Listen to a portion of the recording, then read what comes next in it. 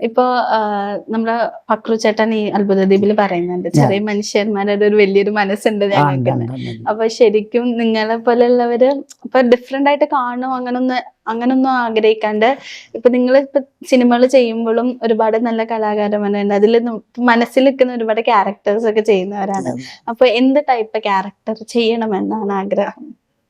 എനിക്ക് എന്ത് ടൈപ്പ് എന്ന് പറഞ്ഞാൽ അത് ലിമിറ്റേഷൻസ് ഇല്ല. നമുക്ക് എത്ര ക്യാരക്ടർ എന്തൊക്കെ ചെയ്താലും നമുക്ക് ലിമിറ്റേഷൻസ് ഇല്ല കുറെ കാര്യങ്ങൾ. അപ്പൊ ഇപ്പൊ പലപ്പോഴും തോന്നിയിട്ടുണ്ട് പോലീസായിട്ട് ചെയ്താൽ കൊള്ളാം. പക്ഷെ ഒരു പോലീസായിട്ട് ഞാൻ വന്നാൽ ജനങ്ങളുടെ ഇടയിൽ അത് അംഗീകരിക്കപ്പെടത്തില്ല. കാരണം നമ്മുടെ ഇതിൽ പോലീസ് സെക്ഷൻ ഇല്ല, മനസ്സിലായി.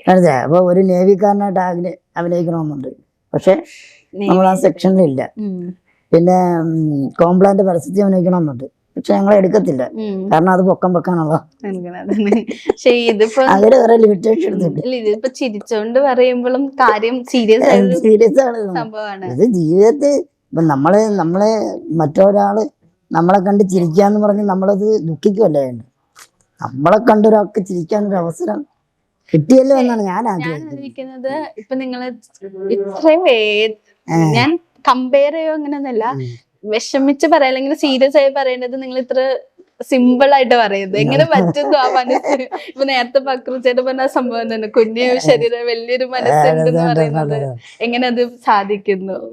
അത് ജീവിതാനുഭവം തന്നെയാണ്. കാരണം ഞാൻ ചെറുപ്പം മുതലേ വളരെ കഷ്ടപ്പെട്ട ഒരു വലിയ സാമ്പത്തികമൊന്നും ഇല്ലാതെ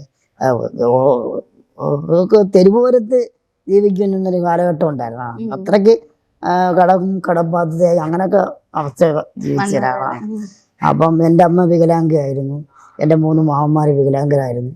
അപ്പോൾ അവരിൽ നിന്ന് ഉൾക്കൊണ്ട പാഠം, ഒരാളെ പോലും 10 രൂപ പോലും വെറുതെ ചോദിക്കരുത് എന്ന് പഠിപ്പിച്ചൊരു കാര്യം. അവർ അത്രയും കഷ്ടപ്പെട്ട് തന്നെ അധ്വാനിച്ചാണ് എന്നെ കോളേജിലൊക്കെ ആക്കിയത്. അപ്പൊ അത്രയും വർഷങ്ങൾ കൊണ്ട് നമ്മൾ അവരെ കാണുകയാണ്. ആ കഷ്ടപ്പാടൊക്കെ തോന്നുമ്പോൾ ഇതൊന്നും ഒരു കഷ്ടപ്പാടായിട്ട് എനിക്ക് തോന്നാറില്ല. അതാണ് ഒരു ചിരിച്ചു തള്ളി നമ്മളതൊക്കെ വിടുന്നത്.